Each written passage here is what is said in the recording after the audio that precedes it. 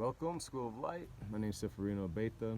We are a nonprofit, no-cost Bible study, homeschooling, correspondence solution, and this is part of the Read Through the Bible video series. We are in 1 Kings chapter 20. Now Ben-Hadad, king of Aram, mustered his entire army, accompanied by 32 kings with their horses and chariots. He went up and besieged Samaria and attacked it. He sent messengers into the city of Ahab, the king of Israel, saying, "This is what Ben-Hadad says, your silver and your gold are mine, and the best of your wives and children are mine." The king of Israel answered, "Just as you say, my lord the king, and all I have are yours." The messengers came again and said, "This is what Ben-Hadad says, I sent to demand your silver and gold, your wives and your children, but about this time tomorrow I'm going to send my officials to search your palace and the houses of your officials. They will seize everything you value and carry it away." The king of Israel summoned all the elders of the land and said, "See how this man is looking for trouble? When he sent for my wives and my children, my silver and my gold, I did not refuse him." The elders and all the people answered, "Do not listen to him or agree to his demands." So he replied to Ben-Hadad's messengers, "Tell my lord the king, your servant will do all you demand the first time, but this demand I cannot meet." They left and took the answer back to Ben-Hadad. Then Ben-Hadad sent another messenger to Ahab, "May the gods deal with me, be it ever so severely, if enough dust remains in Samaria to give each of my men a handful." The king of Israel answered, "Tell him, one who puts on his armor should not boast like one who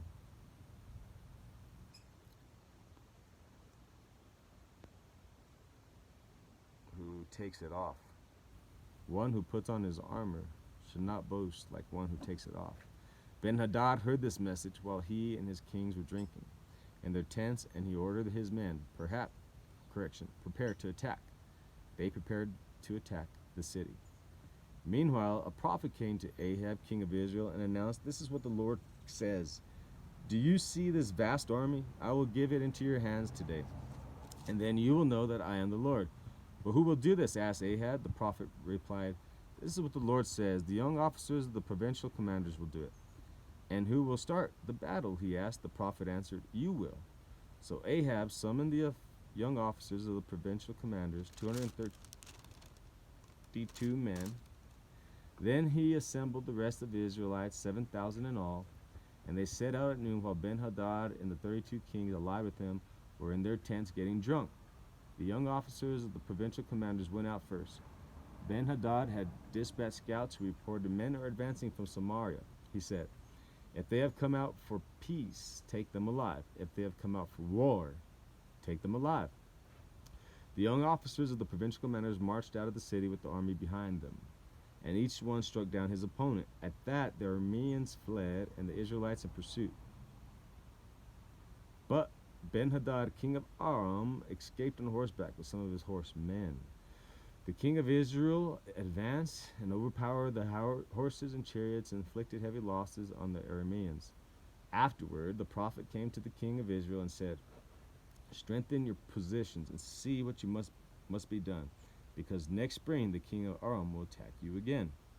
Meanwhile, the officials of the kings of Aram advised him, "Their gods are gods of the hills. This is why they were too strong for us. But if we fight them in the plains, surely we'll be stronger than they. Do this, remove all the kings from their command and replace them with other officers. And, you must also raise an army like the one you lost, horse for horse, chariot for chariot, so we can fight Israel on the plains. Then surely we'll be stronger than they." He agreed with them and acted accordingly. The next spring, Ben-Hadad mustered the Arameans and went up to Aphek to fight against Israel. When the Israelites were also mustered and given provisions, they marched out to meet them. The Israelites camped opposite them like two small flocks of goats, while the Arameans covered the countryside. The man of God came up and told the king of Israel, "This is what the Lord says, because the Arameans think that the Lord is a God of the hills and not a God of the valley.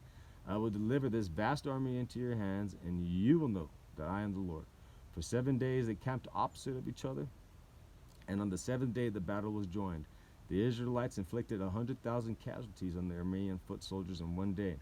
The rest of them escaped to the city of Aphek, where the wall collapsed on 27,000 of them. And Ben-Hadad fled to the city and hid in an inner room.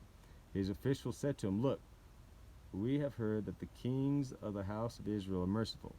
Let us go to the king of Israel with sackcloth around our waists, with ropes around our heads. Perhaps he will spare your life." Wearing sackcloth around their waists and ropes around their heads, they went to the king of Israel and said, "Your servant Ben-Hadad says, 'Please, let me live.'" The king answered, "Is he still alive?" "He is, my brother." The men took this as a good sign and were quick to pick up his word. "Yes, your brother Ben-Hadad," they said. "Go and get him," the king said. When Ben-Hadad came out, Ahab had him come up into his chariot.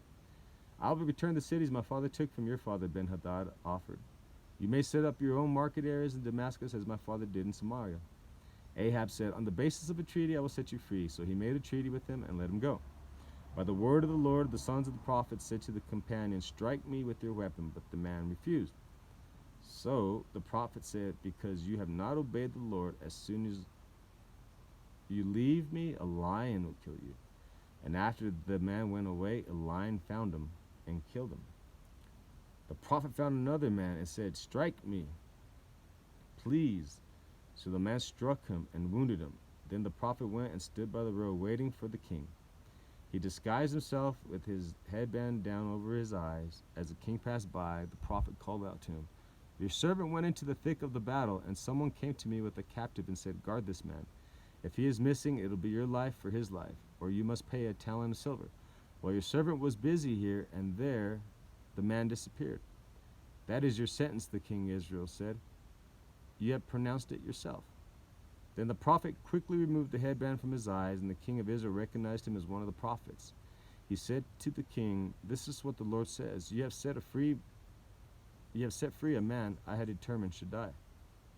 Therefore it is your life for his life, your people for his people." Sullen and angry, the king of Israel went into his palace in Samaria. Wow. Wow.